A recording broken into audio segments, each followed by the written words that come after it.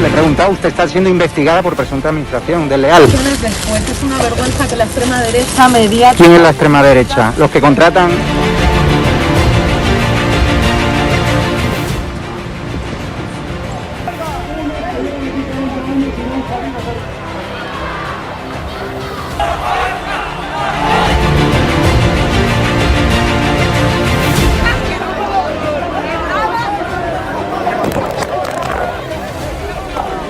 ¿Qué haces? ¿Qué haces?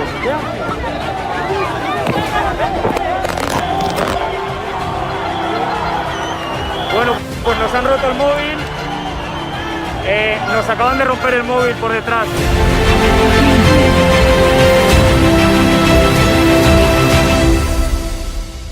edatv.com, ¿vale? Pincháis aquí y ponéis los datos fundamentales. Y ahora, como veis, nos pide que firmemos este contrato de suscripción, lo leéis con calma, por supuesto, y le dais a continuar. Y ahora nos pide que introduzcamos pues una contraseña, y le doy a continuar. Y ahora me pide que confirmemos el correo electrónico. Habréis confirmado vuestro correo electrónico y os pide, ¿vale?, que elijáis una membresía. Está gratis, mensual, semestral, anual, ¿vale? Pues podéis elegir, por ejemplo, si queréis ayudarnos pues con 9,99 euros al mes y con la tarifa plata, pues le dais a aceptar y suscribirse. Pincháis aquí y como veis, ya os dice aquí, os pone todo claro, a Fact News Consulting, plata, tarifa plata, mensual, 9,99 euros, le dais a pagar y os abrirá ya pues el TPV, ¿no? Ponéis vuestra tarjeta bancaria, ponéis la caducidad, el código de seguridad y ya podéis llegar a pagar dándole a este botón automáticamente.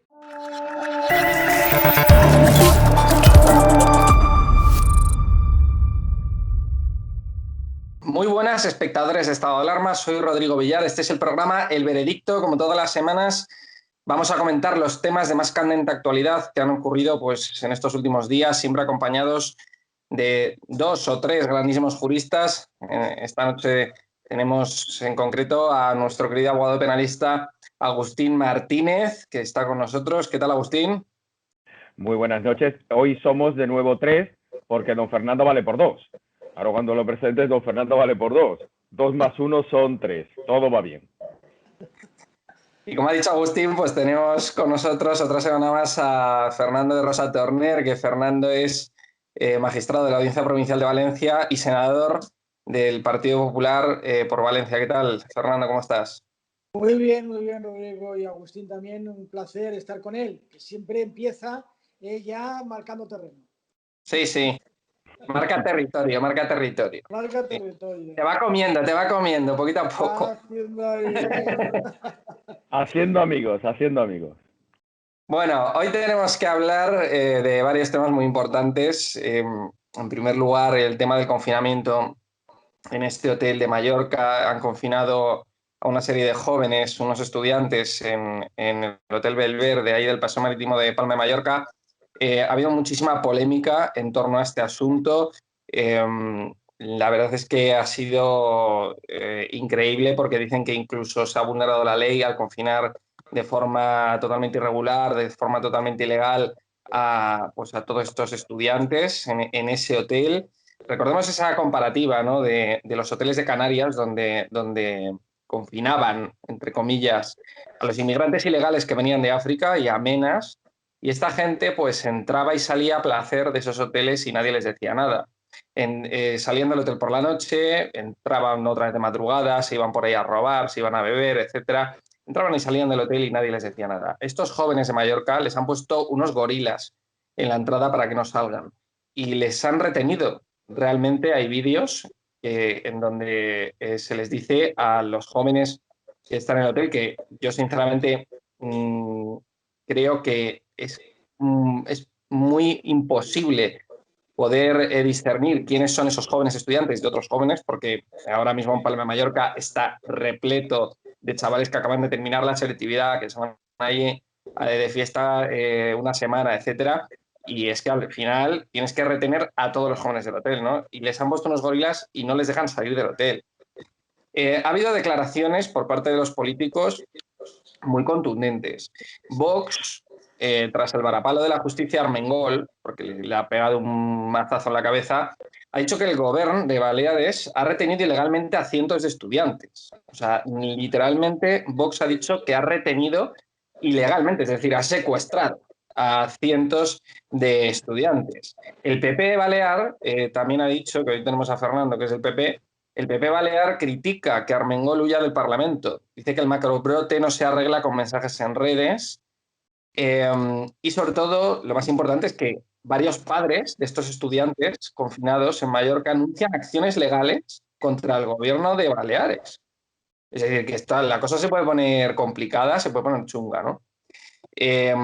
Vamos a comentar también si es posible que se produzca un referéndum en Cataluña, porque es que sé que es una pregunta absurda o que puede parecer absurda, porque es cierto que nuestra Constitución no lo reconoce, no reconoce que una parte del territorio español pueda convocar un referéndum. Pero sí que es cierto que a mucha gente le ha dado miedo ver a Pedro Sánchez decir varias veces que nunca jamás se va a convocar un referéndum en Cataluña. Entonces, yo me pregunto, ¿hay alguna vía legal para poder llevar a cabo un referéndum en España? Sobre todo, lo más importante, no solamente en toda España, sino en una comunidad en concreto, es decir, que se reconozca el derecho a autodeterminación. Esto es un tema muy interesante que también vamos a hablar. Y vamos a comentar por último, es que es un tema que no podemos dejar de comentar, esta operación policial contra José Luis Moreno por liderar una red de estafas financieras. Incluso decían que estaba organizando una especie de un grupo criminal o que estaba dando amparo a grupos criminales al intentar pues crear una red de estafas financieras para tapar blanqueos de capitales de criminales.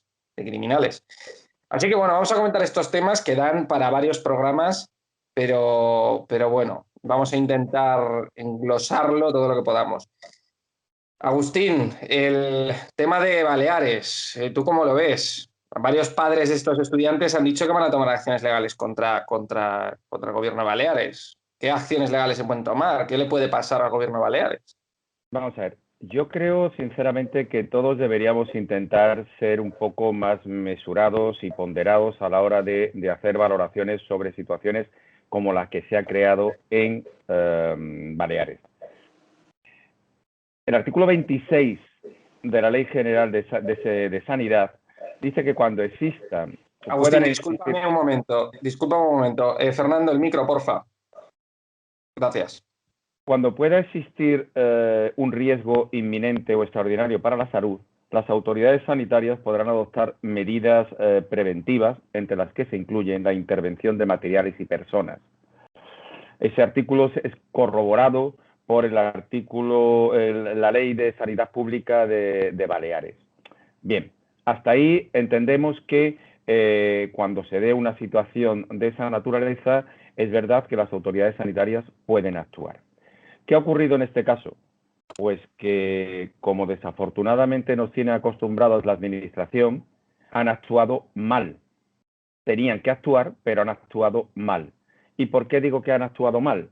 Porque exactamente igual que ya el Tribunal Constitucional ha reconocido que el estado de alarma no debió ser un estado de alarma, pues en este caso la resolución que ha dictado el Servicio de Sanidad de Baleares ha sido tumbada por un tribunal. Pero desde un punto de vista jurídico, ¿tenía sentido el habeas corpus? No, radicalmente no tenía sentido el habeas corpus, a pesar de que los internamientos civiles involuntarios pueden ser objeto de habeas corpus, como tiene reconocido igualmente el Tribunal Constitucional. Pero en este caso no, porque el Tribunal Constitucional hace una apostilla, que es cuando no hay actividad en un juzgado civil. Y en este caso sí había actividad en un juzgado civil. Cuando se dicta la resolución por parte del gobierno balear, el gobierno balear, una vez que lo dicta, pone esa misma resolución en manos del juzgado de lo contencioso de Baleares a fin de que resuelva sobre la viabilidad o no de esa resolución. Por lo tanto, el procedimiento contencioso surge y a tenor de ese procedimiento contencioso y con un carácter relativamente rápido se llega a la resolución de que efectivamente, como tú bien estabas diciendo, la resolución es injustificada, desproporcionada, indeterminada y quiebra la seguridad jurídica vulnerando un derecho fundamental como es el previsto en el artículo 19 de la libertad deambulatoria. ¿Existe detención ilegal y prevaricación? Sinceramente creo que no, porque si hubiera existido una detención ilegal, pues probablemente hubiera entrado en juego el habeas corpus y el habeas corpus en ningún caso ha podido entrar en juego y van a ser desestimadas una por una todas las demandas que se hayan interpuesto. ¿Y prevaricación? No. Existe torpeza profunda y torpeza que ha producido pues unos perjuicios que eso sí se podrán reclamar en responsabilidad patrimonial de la administración, exigiéndole, bueno, pues la indemnización correspondiente que en su día pudiese corresponder. Pero creo de verdad que intentar sacar fuera de quicio todo esto es un poco por una parte y por la otra, porque tampoco me parece que las imágenes que nos han ofrecido los jóvenes en el hotel hayan sido especialmente brillantes por su parte. Son jóvenes y todos hemos sido jóvenes y todos hemos sido pues más o menos gamberros, pero hombre, hay unos ciertos límites. Vivimos en una situación de pandemia sanitaria y es verdad que a la administración hay que exigirle una responsabilidad a la hora de actuar, pero también los ciudadanos tenemos nuestra responsabilidad y debemos cumplirla. Fernando. Bueno, realmente aquí hay varias cuestiones que hay que dilucidar. En primer lugar, que se ha puesto una vez más encima de la mesa la torpeza del gobierno Sánchez de no haber querido regular la normativa para poder determinar cuándo se puede o no actuar en caso de una crisis sanitaria. El Partido Popular le pedimos que hiciera una legislación específica para poder dotar a las comunidades autónomas la posibilidad de actuar de una forma conjunta en toda España, y el Partido Socialista dijo que no. Acordaros que se negó y dictó una vez un decreto en el cual pues determina lo que hacía era pues traspasar la cuestión a los tribunales de justicia, y aquí hemos visto que al final han tenido que ser los tribunales de justicia, una vez más, los juzgados y tribunales, quienes hayan tenido que determinar. Por lo tanto, en primer lugar, yo creo que hay una responsabilidad del gobierno de Sánchez de no haber querido regular, establecer una legislación específica para estas cuestiones. Segunda cuestión, concretamente Baleares. Hay una torpeza absoluta. Es decir, y lo ha dicho la resolución del juzgado, tú lo que no puedes es retener a unas personas, a unos menores, a unos mayores, a cualquier ciudadano español en contra de su voluntad, sin determinar y establecer las causas y el porqué. La sentencia o la resolución del juzgado contencioso establece que la administración no ha fundamentado por qué se retenía a unas personas, en este caso unos jóvenes, que no daban positivo, es decir, que tampoco habían concretado si habían tenido relación con personas contagiadas. Es decir, que adopta una decisión, la administración balear, sin fundamentar y sin decir por qué. Eso es muy grave. Eso es muy grave, porque ninguna administración autonómica estatal puede privar a una persona de su capacidad deambulatoria, de un derecho fundamental, sin una justificación y sin decirte por qué. Porque, y disiento un poco con Agustín, es que si no estaríamos en una deriva totalitaria, porque ahora estamos en un tema sanitario, pero en base a lo que ha hecho Baleares, ¿quién nos puede decir que mañana una comunidad autónoma en franca rebeldía, como puede ser Cataluña o puede ser, yo que sé, puede adoptar una resolución que dice que a unas determinadas personas se les prohíbe salir sin explicar y sin determinar el motivo y el porqué? Es lo que ha ocurrido en Baleares, porque se ha retenido a unos jóvenes en un hotel sin acreditar si han tenido contacto, si no han tenido contacto, si estaban contagiados, si no estaban contagiados. Es que eso me parece, ya lo digo, de una suma gravedad la actuación de irresponsabilidad. Al menos hay una responsabilidad política del gobierno balear. y como también ha dicho Agustín, yo creo que habrá que enfrentarse a una responsabilidad administrativa y sobre todo a unas millonarias indemnizaciones que van a pedir la familia, porque habrá que cuantificar porque esos menores y las familias, sin contar con la autorización paterna, sin comunicarlo muchas veces a los padres, porque hay que ver también las denuncias y demandas que han interpuesto los padres, que no les comunicaron absolutamente nada, que en un momento dado a esos menores o a esos jóvenes se les llevó en contra de su voluntad a un hotel, impidiéndole su movilidad. Y es un derecho fundamental. Estamos en un Estado de Derecho. Y al estar en un Estado de Derecho, pues hay que ser muy escrupuloso a la hora de limitar derechos y libertades fundamentales. Luego, es verdad, como dice Agustín, bueno, pues los jóvenes son jóvenes, pues hemos visto escenas, pero más grave fue, por ejemplo, la entrada de 10.000 marroquíes en Ceuta, es decir, y con el problema sanitario que efectivamente ocurrió, y ahí no nos planteamos otra cuestión, sin querer hablar del tema de Ceuta, pero es que ahí hubo también una avalancha de 10.000 personas que muchos tuvieron contagiado y estuvieron en la calle sin ningún tipo de medida, porque no se atrevió el gobierno de España a tomar algún tipo de medida drástica, y aún existen, creo que 800 o 900 marroquíes aún en Ceuta. Por tanto, hay responsabilidad política, hay una dejación por parte del gobierno de España y mucho ojo a la hora de privar de derechos y libertades a ciudadanos, porque ahora lo podemos entender en una crisis sanitaria, pero que puede ocurrir en una crisis política o social como puede haber en determinadas comunidades autónomas. Es que el juzgado... Sí, Agustín. Vamos a ver, vayamos punto por punto a lo que dice Fernando. Él habla de una regulación, una nueva regulación específica. Es probable que pudiera ser la regulación legal mejorable, pero que no existe regulación legal, tengo que discrepar contigo, Fernando. Insisto, te remitía antes al artículo 26 de la Ley General de Sanidad y te remito a la Ley 16/2010 de Salud Pública de Baleares.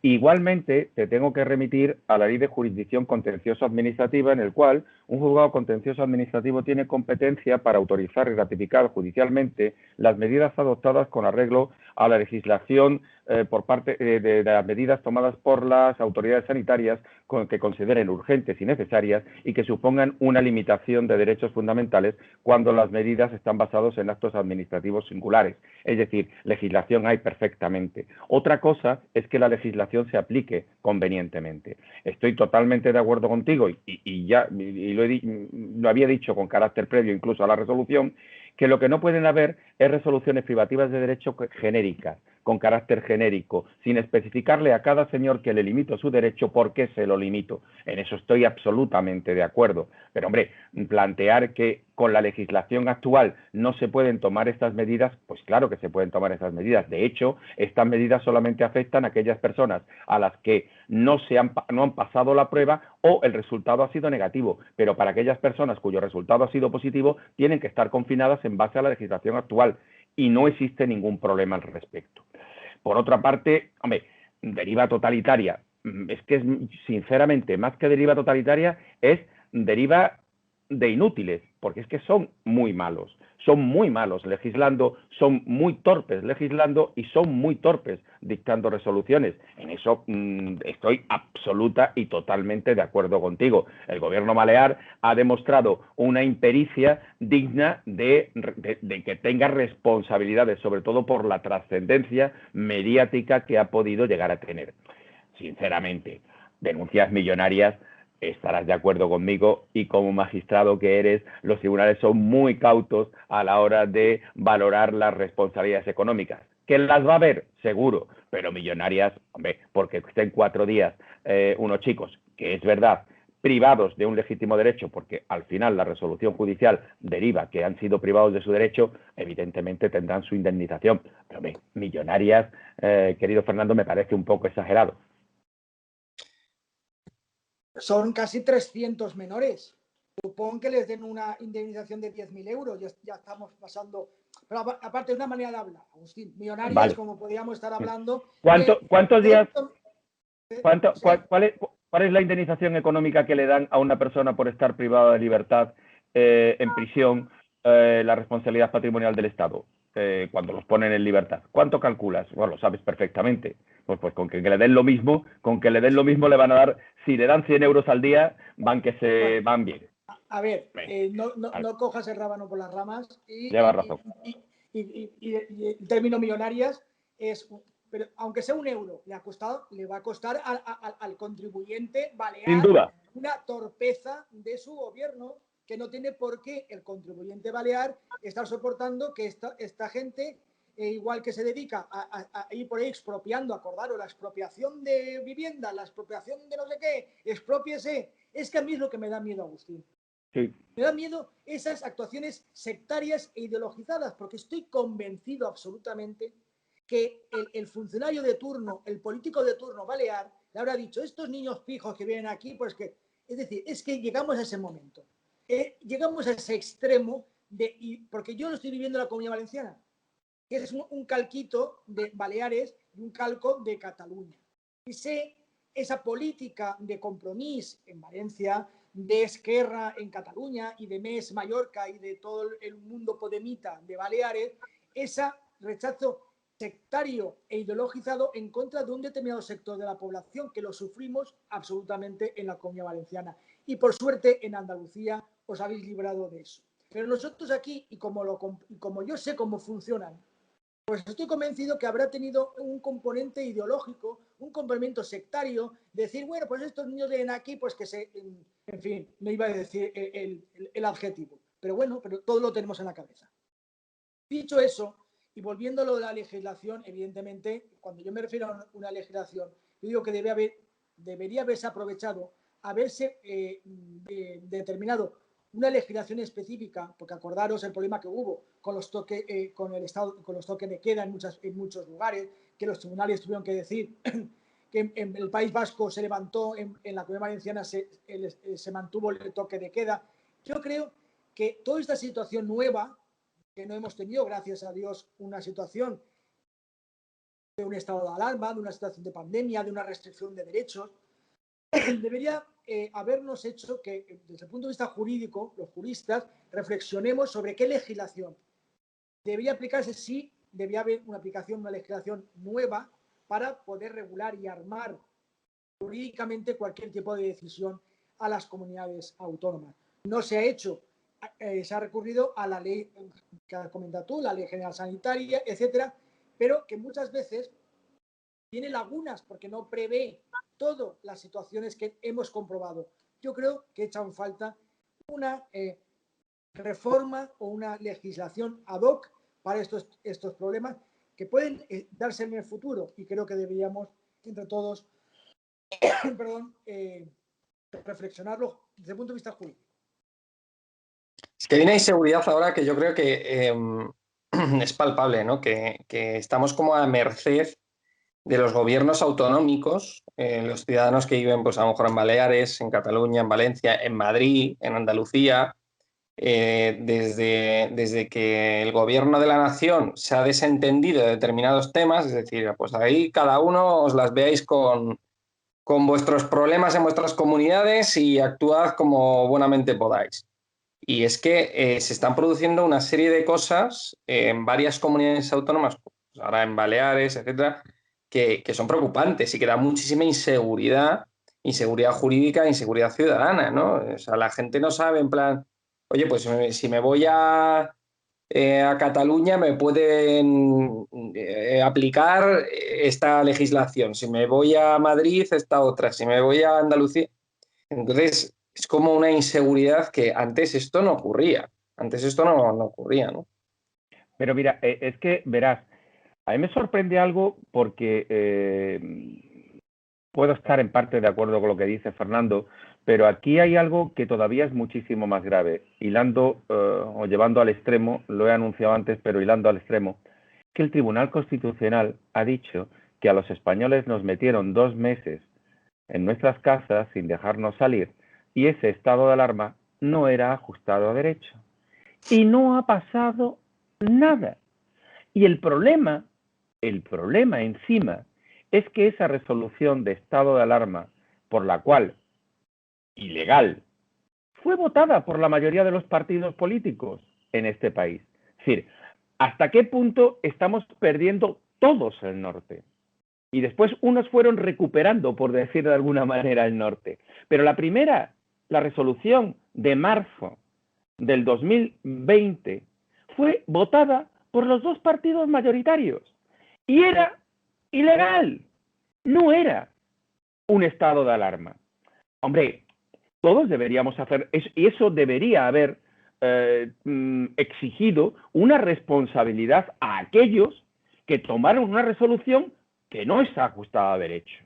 No ha pasado nada. Es que prácticamente no ha sido noticia. Se ha quedado en un recuadro de los periódicos. Eso es portada en cualquier periódico de cualquier país con un cierto criterio, con un cierto nivel crítico.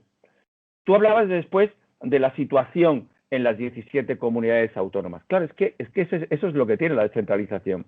Es que cada una de las comunidades autónomas tiene una ley de salud pública y cada una de las comunidades autónomas aplica sus criterios. Pero después sí que es cierto que el último, permíteme, el último salvavidas que nos mantiene unidos es la jurisdicción, es el Poder Judicial. Es que el Poder Judicial siempre va a venir imponiendo un criterio de lógica e imponiendo un criterio de legalidad. Y a las pruebas me remito en este caso. O sea, siempre nos deben de quedar el Poder Judicial mientras que nos lo permita, mientras que nos defienda Europa, porque a la vista estamos que como esto sigue así, cualquier día desaparece ese Poder Judicial y ese día sí que empezaré a tener el mismo miedo que Fernando. Pero, de verdad, yo creo que todos los partidos, incluso, de verdad, incluso el PP, son responsables de la resolución de un estado de alarma que el Tribunal Constitucional ha dicho que nunca debió ser un estado de alarma. Sí, sí, tal cual. Y me parece preocupante también una cosa que ha dicho Fernando antes, que una de las motivaciones de todos estos gobiernos ideológicas es debida al origen de las personas, ¿no? O sea, si estos chavales, lo que ha querido decir Fernando es que si estos chavales son de familias pudientes, ¿no? Los pijos que vienen aquí a Mallorca les vamos a encerrar, eso tiene una motivación ideológica en algunos partidos, en algunos gobiernos. Si esto pasa en Madrid con Ayuso, tanques en la calle, manifestaciones, hordas en la puerta del hotel para liberar a los chavales. Ya te lo digo yo. Asaltando el hotel. Asaltando el hotel. Tomando el hotel por asalto, parafraseando a ese ya desaparecido personaje que iba a tomar el cielo por asalto, pues hubieran arrasado con el hotel, liberando a esas pobres personas. Claro, si hubiera sido en la Comunidad Autónoma de Madrid, en Baleares ya era para menos, ya ahí no era tan posible. Sí, Fernando. De todas maneras, Agustín, el Tribunal Constitucional aún no ha dictado la sentencia definitiva. Es decir, que estamos ante una ponencia de Trevijano muy interesante, coincido con él plenamente, pero ha habido las maniobras a último momento y no se ha llevado a pleno a votación. Vamos a ver también cómo sale la sentencia, porque no estamos con un proyecto de sentencia que es la que se ha filtrado y la que se ha determinado. Por tanto, vamos a ser prudentes y esperemos a la sentencia, independientemente de que estoy de acuerdo con vosotros con lo que has dicho, que a mí me produjo mucha alarma el estado de alarma inicial. Fíjate, es curioso, Fernando. El otro día tuve el placer de estar con Luis Utrera Molina y hacía una reflexión que, hombre, a uno le lleva a pensar. Estando no especialmente cerca ideológicamente de Luis, pero, oiga, para la resolución del tema de Franco se tardaba una semana. Para el tema del estado de alarma, un año. Ostras, por orden de importancia, igual, o hemos perdido el norte en la cuestión de los estados, de la importancia de los casos, de los asuntos, o lo que es más grave, el Tribunal Constitucional trabaja al socaire de los intereses que en un momento determinado puedan ser políticamente admisibles. Es que, querido Fernando, lo que acabas que es absolutamente cierto, es verdad, es una ponencia, es un adelanto de la sentencia con un Tribunal Constitucional dividido en dos bloques, pero es sumamente grave que pudiese cambiarse el sentido de esa sentencia para decirnos, hacernos tragar con ruedas de molino que la expropiación de Rumasa estuvo bien hecha, que el estado de alarma es un estado de alarma legítimo. Ostras, es que ya lo del Tribunal Constitucional empieza a ser preocupantemente grave. Tú sabes, Agustín, que las sentencias, hasta que no estén firmadas por el último miembro del tribunal, no existen. Y por tanto habrá que esperar. Y tú en eso pues conoces que cuántas veces en la deliberación se entra de una manera y se puede... Por tanto, vamos a esperar. Dicho eso, yo creo que lo que conocemos de la ponencia, estoy totalmente de acuerdo. Porque lo hemos dicho aquí, Rodrigo, tú te acuerdas que lo hemos comentado muchas veces, que el estado de alarma que se aprobó en su momento, creo que, dices tú, los partidos políticos nos pilló a todos en estado de shock, nos pilló a todos en estado de shock, pero viéndolo con distancia, creo que debimos ser mucho más pulcros a la hora de defender derechos y libertades. No por el caso concreto, porque el caso concreto, pues a lo mejor todos podemos estar de acuerdo, pero es por el precedente. Yo siempre pienso, igual que lo que he dicho en lo de Baleares, que a lo mejor, oye, pues podemos decir, hombre, es que, en fin, había que salvaguardar la salud pública, sí, pero un acto administrativo dictado sin protección de los derechos y libertades públicas, podemos entenderlo o podemos medio aceptarlo en un caso, pero es que puede ser utilizado para muchos otros casos que no nos vendrán tan bien. Por tanto, mucho ojo cuando hablemos de restricción de derechos y libertades, porque por ahí hay comunidades autónomas que estudian hasta el milímetro la posibilidad de actuar y la línea roja de la ley se la saltan. Por eso me da a mí mucho miedo. Bueno, las hay que se las saltan sin ningún tipo de problema porque después los indultan. No pasa nada. No pasa nada. Vamos a hablar ahora de eso. Vamos a hablar ahora de eso. Por ahí voy. Vamos a hablar ahora de eso. En la ponencia de García Trevijano fueron los votos que se han producido ahora, han sido 6-5, me parece, ¿no? 6-5, que ha estado muy ajustado y por eso van a repetir, ¿no? esa votación y veremos a ver qué pasa, pero es cierto que nosotros en uno de los programas pasados estuvimos enumerando de alguna manera las actuaciones totalitarias que se produjeron a raíz de ese decreto del estado de alarma de marzo de 2020, ¿no? O sea, que había un montón, estuvimos enumerándolas, o sea, pues solamente hace falta acordarse, ¿no? Un poquito de todo lo que ocurrió. Creo, Fernando, tú comentaste una que pasó, yo creo que desapercibida, pero me parece gravísimo lo del tema de los medios de comunicación, que obligaban a hacer un minutaje, ¿no? Explícalo, Fernando. Es que me parece de dictadura total. Pues que obligaban a todos los medios de comunicación que tenían que, unos determinados tiempos en sus informativos, de informar aquello que el gobierno consideraba que era verídico. Sí, ¿no? Que era de utilidad pública en ese momento, es decir, todo que tenían que suspender la emisión cuando salía, acordaros, Fernando Simón, o cuando las ruedas de prensa, cuando hacía la brasa que nos daba el presidente del gobierno, acordaros, todos los sábados por la tarde en la siesta, que nos fastidiaba, y luego pasó el domingo, que parecía que ibas de misa y entrabas en otra homilía. Y luego también el portal de transparencia. Es que cerraron el portal de transparencia y no pudimos saber los contratos. O sea, ya no colgaron los contratos que efectuaban de compra de material. Y lo hemos tenido que saber y rastrear con posterioridad para ver qué ha ocurrido con esos contratos. Hombre, y desde nombrar a Pablo Iglesias, acordaros, del CNI, que ha declarado el decreto el Tribunal Constitucional como contrario a derecho. Es decir, fue un abuso.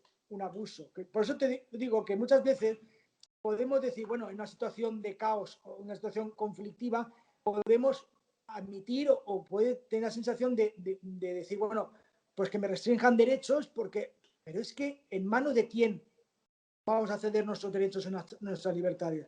En un gobierno que lo primero que hace es gobernar por decreto, cerrar el portal de transparencia, obligar a los medios de comunicación a informar en la línea que quería exactamente el gobierno. Acordaros que se creó todo para determinar el rastreo de redes, que hasta el pobre teniente coronel de la Guardia Civil se le escapó y le cayó la del pulpo, ¿no? Que dijo que solamente se iba a aceptar aquello que el gobierno le convenía al gobierno. Es decir, que visto con un año de perspectiva, narices, es que en manos de quien hemos estado y hemos confiado la limitación de nuestros derechos y libertades.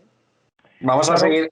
Sí, sí, pero totalmente de acuerdo contigo.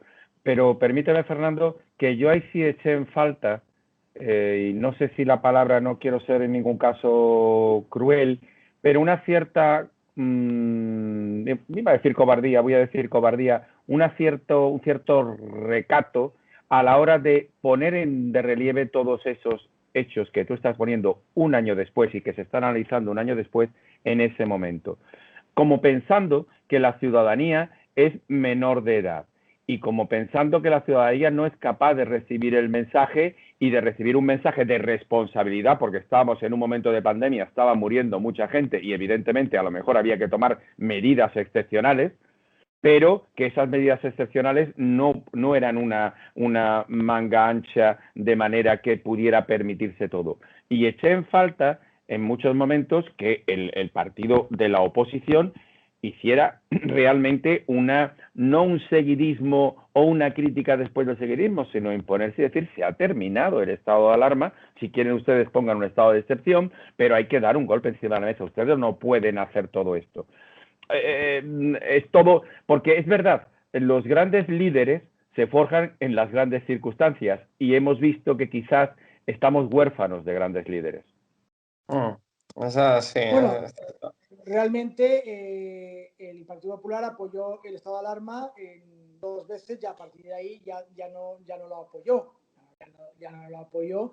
Pero bueno, en fin, yo admito la crítica que puedes hacer, Agustín, pero sí que te puedo decir que después de un año tenemos que analizar desde un punto de vista jurídico todo lo que ha ocurrido y tomar muy buena nota de lo que ocurrió. Y sobre todo, que estamos ante un gobierno que como estamos viendo en los últimos días, no se corta a la hora de retorcer la ley. Y eso es lo que tenemos que grabarnos todos en la piel, grabarnos. Estamos ante un gobierno que no se recata en retorcer la ley por sus intereses. Y eso digo como senador del Partido Popular. A veces no nos podemos imaginar hasta dónde puede llegar. Pues sí, hasta dónde puede llegar un gobierno que no está, creo que las líneas rojas las tiene muy difusas. Bueno, no, las líneas rojas no las tiene muy difusas, las líneas rojas las ha superado en varias ocasiones con creces. Por eso, y sobre todo, ahora que creo que don Rodrigo nos quiere reconducir a la cuestión de la posible existencia de un referéndum o no y de la situación en Cataluña, por eso yo creo que ahora, más que nunca y en estas circunstancias, y antes de que sea más tarde, toda la oposición debería colocarse frontalmente contra el gobierno y hacer un estado de alarma en el que se ponga bien a las claras y frente al espejo a un gobierno absolutamente desnortado, a un gobierno que simplemente lo único que pretende es mantenerse en el poder y que evidentemente está creando una situación de bastante riesgo para el país. Vamos a seguir comentando, pues a raíz de lo que estabais diciendo, vamos a seguir hablando de Sánchez. A mí me ha preocupado especialmente, sobre todo en el día de, pues en el miércoles, ¿no? que hubo congreso, estas declaraciones de Sánchez diciendo que nunca jamás va a haber un referéndum cuando hace años también dijo que nunca se iban a indultar, que nunca iba a pactar con independentistas, que nunca iba a haber indultos de carácter político y que no, y se lo digo 5 veces, etcétera, ¿no? Y ahora ha dicho lo del tema del referéndum. Es cierto que no existe, como decía antes, un derecho de autodeterminación en un territorio determinado de España. El tema del referéndum no puede existir en un territorio concreto. Entonces la gente yo creo que también está muy confiada de decir, no, si hay un referéndum en toda España ganaría el no. Pero es que yo tampoco estoy tan seguro. Es decir, Valencia, Baleares, Cataluña, el País Vasco, Navarra, buena parte de Navarra, buena parte de Galicia, Canarias, es decir, hay mucha población y hay muchas personas que se sienten nacionalistas o que de alguna manera simpatizan con los partidos independentistas. Es decir, si se produce también un referéndum a escala nacional, es que yo tampoco estoy tan seguro, ¿eh? Fernando, ¿tú cómo ves esto? Y sobre todo, ¿sería posible que se convocase un referéndum? A ver, un referéndum de autodeterminación es imposible si no se modifica la Constitución. Por tanto, por ahí no puede ir y no puede el gobierno ofrecer nada en ese sentido. Por tanto, es ilegal.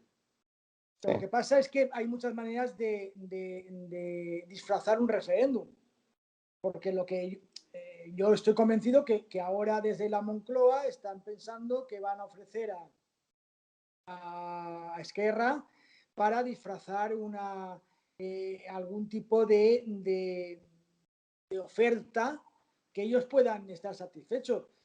Yo estoy convencido, y te lo digo aquí, y ojalá me equivoque, que referéndum en Cataluña sobre alguna cuestión que afecte al estatuto, que se considere que Cataluña es una nación, que se considere que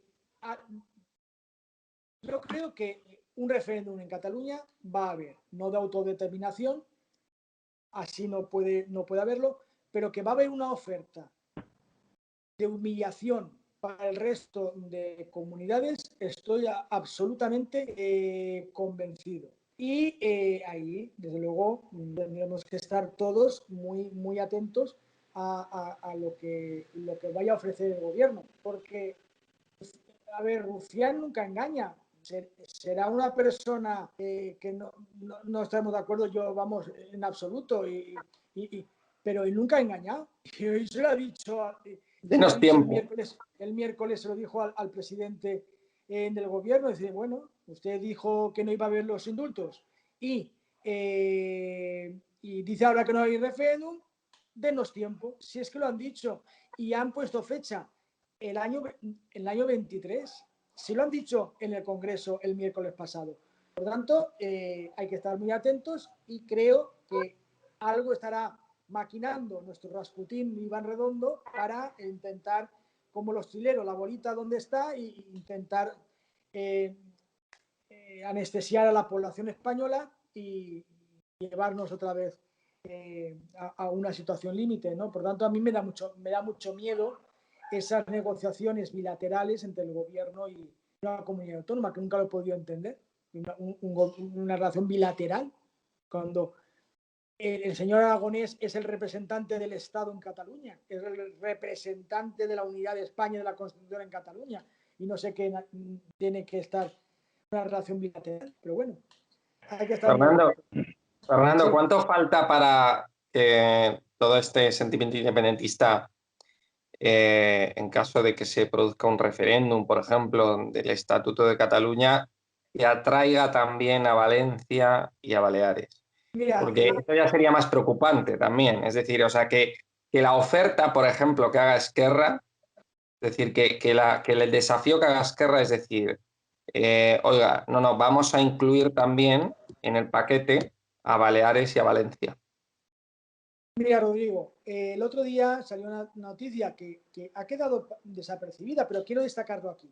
En el Tribunal de Cuentas también se ha determinado que hubo un gasto ilícito de dinero de público Sí. catalán para extender la independencia a Valencia y a Baleares. Es decir, que había una partida de dinero dedicada a subvertir el orden público en Valencia y en Baleares, camino a aumentar ese índice de independentistas en estas dos comunidades autónomas. Por tanto, ¿qué va a ocurrir? Y tampoco me gustaría ser profeta, pero bueno, el País Vasco está históricamente reclamando Navarra. Navarra actualmente está siendo gobernada por aquellos que son proclives a una unión, en cierta manera, con el País Vasco, rompiendo su foralidad. En la Comunidad Valenciana hay un gobierno que está trabajando internamente para cortar cualquier tipo de amarra digamos, con Madrid, con el resto de España, y tendernos hacia Cataluña. El propio presidente de la Generalitat Valenciana, en unas declaraciones que nos dejó boquiabiertos en Valencia, habló de la Commonwealth Mediterránea. Es decir, habló de la Commonwealth para no hablar de los países catalanes, porque aquí habla de los países catalanes y hay aún mucho sector de la población que se nos pone los pelos de punta. Pero habló de una Commonwealth, una cursilada, pero que no está encursilada, que esconde un proyecto, que es el proyecto catalán, valenciano, balear.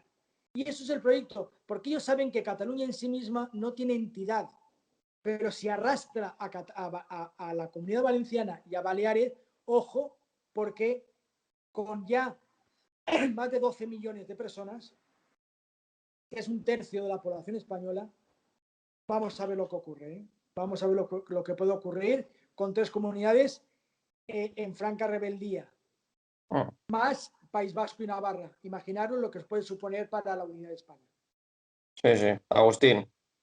Hombre, realmente el panorama que se presenta, sin duda, podría titularse la balcanización hispánica, porque con esas premisas vamos camino de, pues eso, de la destrucción del concepto España tal y como lo conocemos.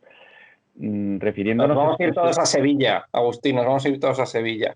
Pues en Andalucía vivimos muy bien, muy tranquilos, trabajamos mucho y estamos haciendo que la comunidad cada vez sea mejor y los resultados cada vez sean mucho más admisibles a los estándares europeos y a los estándares nacionales. Quizá bastante mejor que en la época que gobernaban parece que por caudillaje hereditario el Partido Socialista, que fue una época que fue bastante lamentable. Pero dos cosas. Primero, si a mí alguien me humilla de la manera que Rufián humilló el miércoles a Pedro Sánchez, yo en ese mismo instante, por dignidad, es muy probable que me hubiese levantado y hubiese dicho, hasta aquí hemos llegado, convóquese elecciones. Que a mí alguien me diga, como le dijo Rufián, como acaba de recordar Fernando, bueno, a ver, le faltó decir, querido Pedro, si cuando tú decías indultos no, después has dicho indultos sí, bueno, que digas referéndum no, lo entendemos como que tienes que engañar a toda esta partida de gilipollas, pero sabemos que danos tiempo, que lo conseguiremos. Eso es tan humillante, es tan absolutamente lamentable, que si no fuera porque es verdad y es serio, parecería de programa de humor de un cierto, permíteme, nivel de inteligencia. Pero es que aquí yo creo que realmente el camino va a ser otro.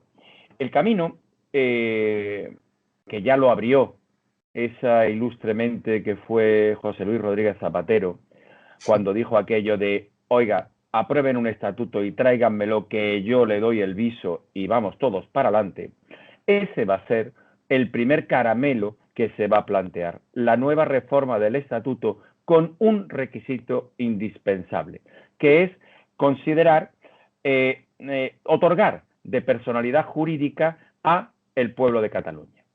Ese es el principio del fin. Ese sin duda es el principio del fin. Eso no fue admitido por el Tribunal Constitucional porque suponía que si solo Cataluña podía decidir sobre el futuro de Cataluña, no tenía ningún sentido el concepto de unidad de España como tal. Pero hay otra cosa que es todavía más grave. Es verdad que a día de hoy fluctúa en lo que es el sentimiento nacionalista en la población catalana en un 50% arriba o abajo, más allá de con independencia o no independencia, pero el sentimiento nacionalista fluctúa en un 50%. Pero mi problema, o el problema que os planteo es, ¿qué va a pasar con las nuevas generaciones? ¿Qué va a pasar con aquel niño que hoy tiene 10 años, entre 10 y 18 años, y 10 y 17, que va a acceder con su derecho a voto en los próximos 5, 7 años y que tiene un sentimiento absolutamente imbuido de odio a España y de concepto de ser diferente y de que Cataluña es un país? Evidentemente esa gente, ese niño es que no lo puede ver de otra manera. Y por mucho que tú le quieras explicar, ese niño se va a sentir catalán, se va a sentir antiespañol y ese sentimiento se va a ver reflejado pues en esas nuevas generaciones que van a acceder al derecho a voto. Claro, ya no se trata de una sociedad enfrentada a un 50% como puede estar ahora.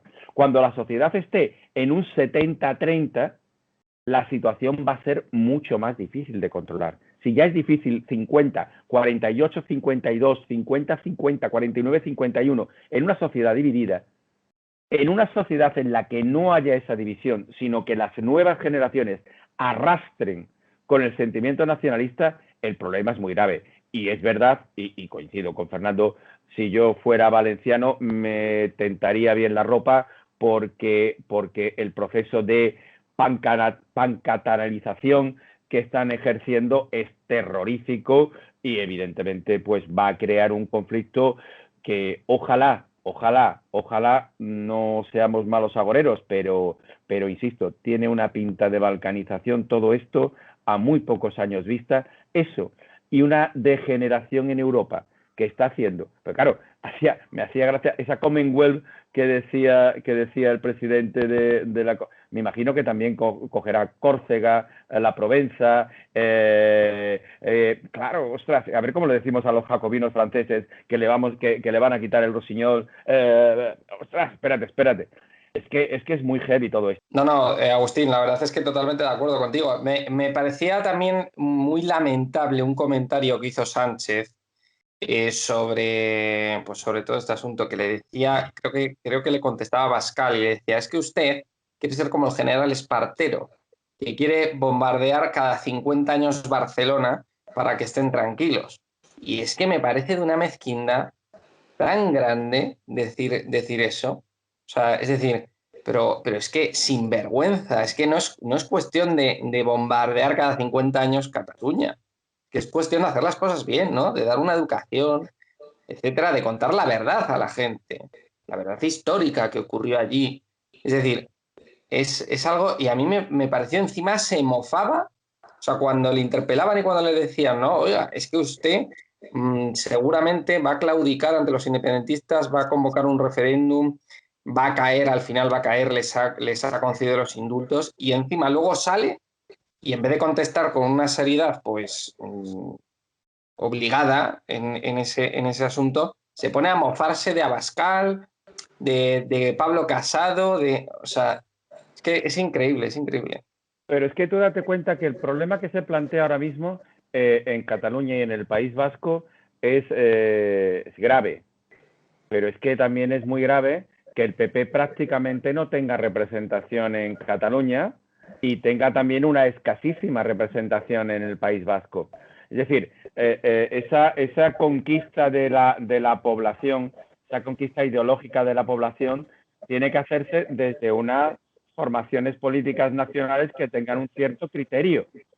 Y algo falla también en el discurso, permítemelo Fernando, en el discurso del PP en Cataluña y en el País Vasco, cuando se han convertido en una fuerza absolutamente residual y con unas posibilidades escasísimas de acceder a aumentar en alguna medida su fuerza política como tal. Yo creo que es tiempo de más de unidad que de enfrentamiento. Bueno, realmente la presencia del Partido Popular en Cataluña es manifiestamente mejorable, es decir, no voy a defender aquí otra cosa. Pero Siendo eso para un partido político importante, lo importante es la presencia de España en Cataluña.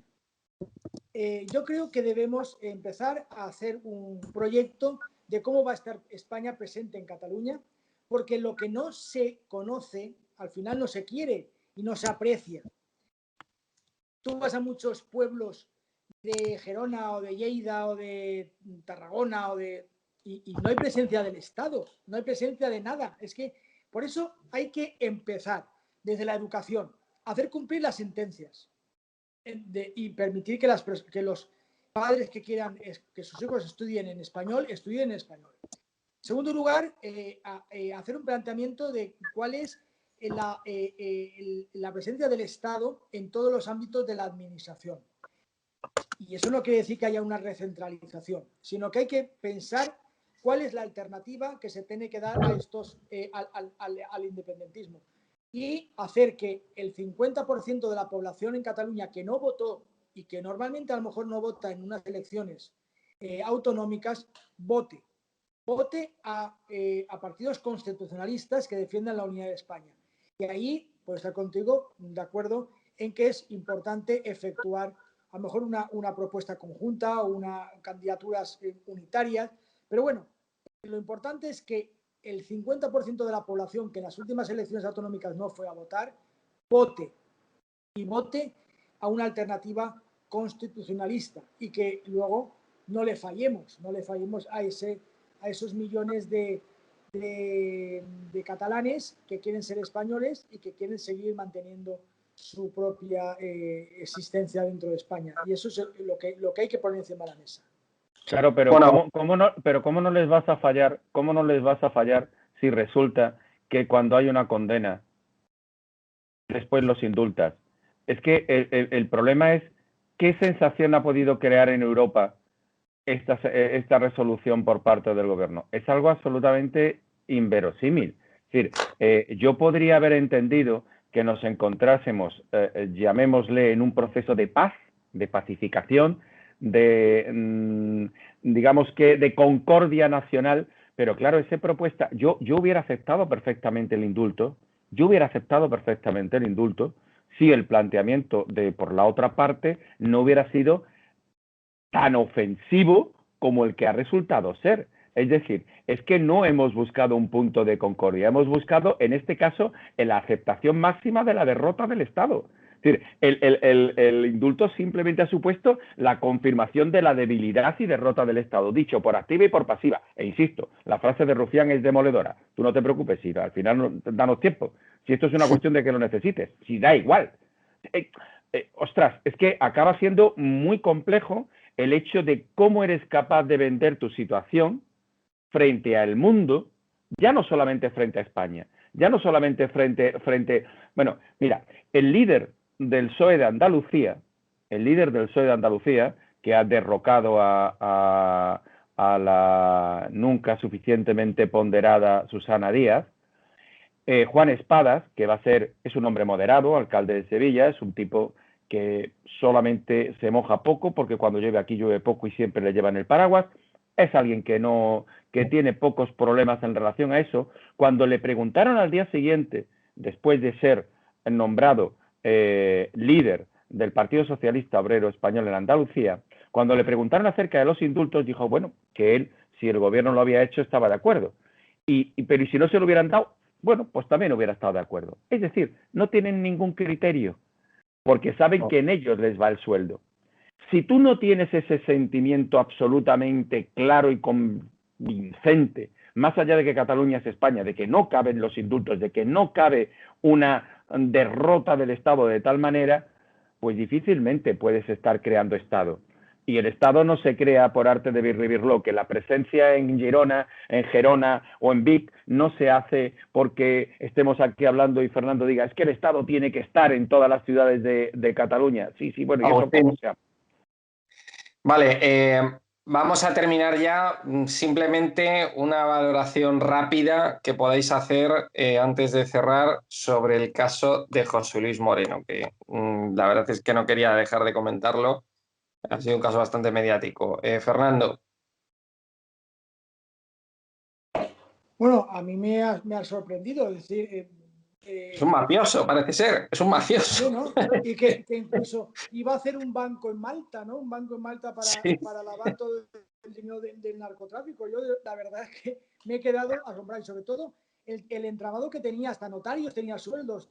Yo me he quedado sorprendido de esa organización. Es que cuando hablamos de la mafia en Estados Unidos, bueno, pues yo creo que esto es al final Rockefeller es un capo de la mafia, me refiero a Rockefeller, el muñeco, no el norteamericano, y Monchito, ¿no? O sea, que yo me he quedado realmente sorprendido de la operación y sobre todo de lo que me han comentado que saldrá, porque solamente estamos con la punta del iceberg de todo el entramado en España y en Europa que tenía este señor, la verdad, pues... Sí. Es que es surrealista porque se ha convertido en uno de sus personajes, que era el villano de Torrente 2, de Torrente en Marbella, que era el villano que era como una especie de mafioso con un pedazo barco a lo villano de James Bond. Y pues imagínate lo que se han descubierto que tiene una red de mafiosos. Es surrealista. Es surrealista.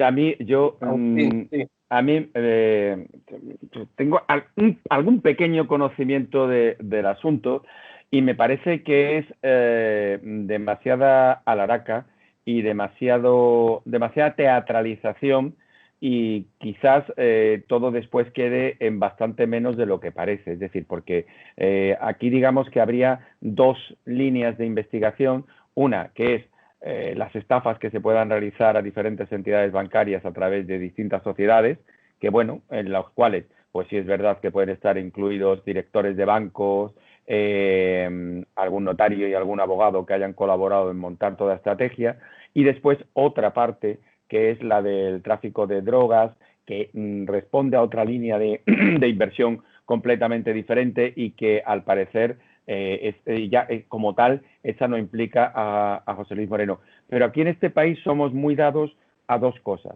Eso lo decía alguien, no recuerdo quién. Enterramos muy bien. Todo el mundo cuando se muere es poco menos que alguien excelente y ha sido extraordinario y nunca se dice nada malo de él.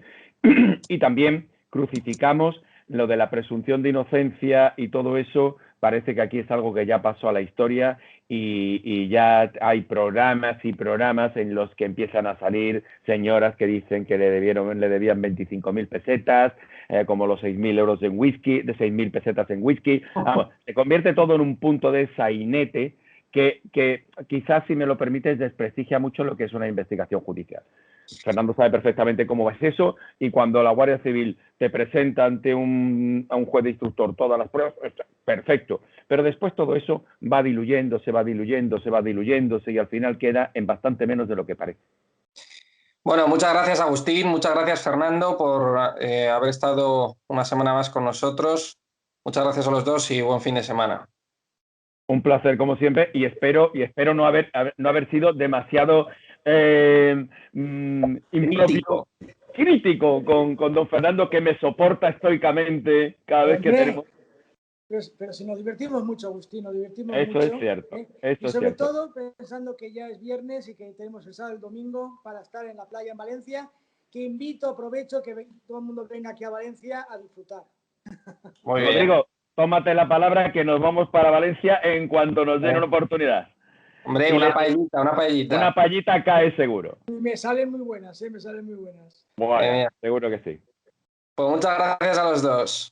Y muchísimas gracias a todos los espectadores de Estado de Alarma. Este ha sido el programa El Veredicto. Hemos hablado de si va a haber un referéndum ilegal en Cataluña. Pedro Sánchez ha dicho que no, que nunca va a haber un referéndum ilegal. Hemos hablado también del confinamiento irregular, ilegal, que se ha producido en este hotel de Baleares y también hemos hablado del caso de José Luis Moreno. Muchísimas gracias por habernos visto. Un saludo a todos y viva España.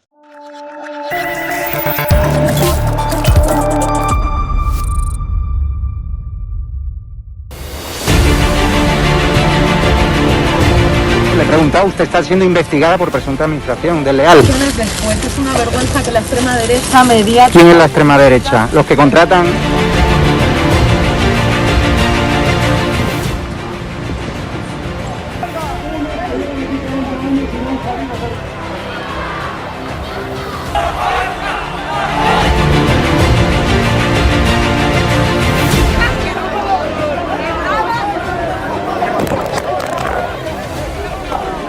¿Qué haces? ¿Qué haces?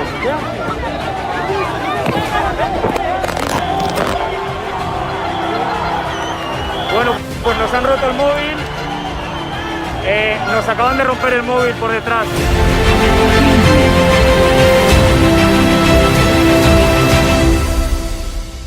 edatv.com, ¿vale? Pincháis aquí y ponéis los datos fundamentales. Y ahora, como veis, nos pide que firmemos este contrato de suscripción, lo leéis con calma, por supuesto, y le dais a continuar. Y ahora nos pide que introduzcamos pues una contraseña, y lo doy a continuar. Y ahora me pide que confirmemos el correo electrónico. Habréis confirmado vuestro correo electrónico y os pide, ¿vale?, que elijáis una membresía. Está gratis, mensual, semestral, anual, ¿vale? Pues podéis elegir, por ejemplo, si queréis ayudarnos pues con 9,99 euros al mes y con la tarifa plata, pues le dais a aceptar y suscribirse. Pincháis aquí y como veis, ya os dice aquí, os pone todo claro, a Fake News Consulting, plata, tarifa plata, mensual, 9,99 euros, le dais a pagar y os abrirá ya pues el TPV, ¿no? Ponéis vuestra tarjeta bancaria, ponéis la caducidad, el código de seguridad y ya podéis llegar a pagar dándole a este botón automáticamente.